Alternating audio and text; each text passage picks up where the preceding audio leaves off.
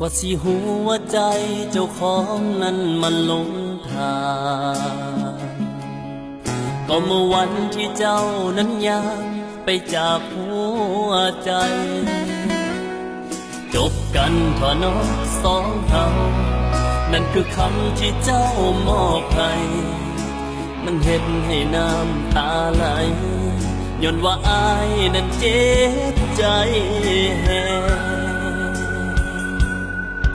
นั่นมันเป็นเพียงบางลีลาในบทละค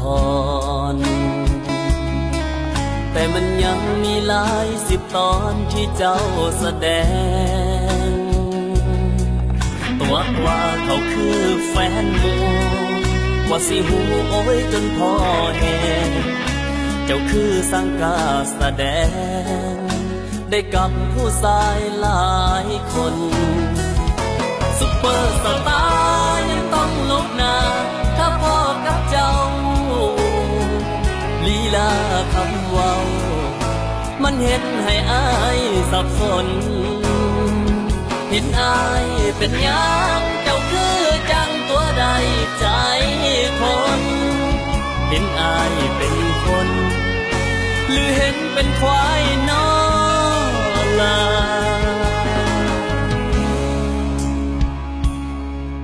ได้แต่ส่องแวนเบิ่งเจ้าของแล้วคิดอีตนเกิดมาเป็นคนได้ทั้งคนคือโง่แถวว่าเป็นควายสีขาก็ยังดีที่กินยาแล้วก็เห็นหน้า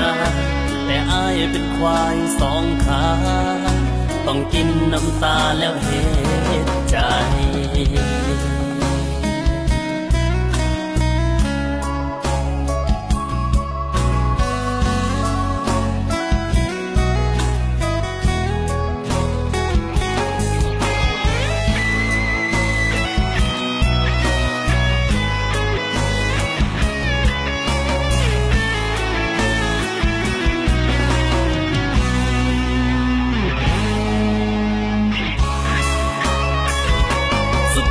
สตาร์ยังต้องลบหน้าถ้าพ่อกับเจ้าลีลาคำเว้ามันเห็นให้อายสับสนเห็นอายเป็นอย่างเจ้าคือจังตัวใดใจคนเห็นอายเป็นคนหรือเห็นเป็นควายน้อ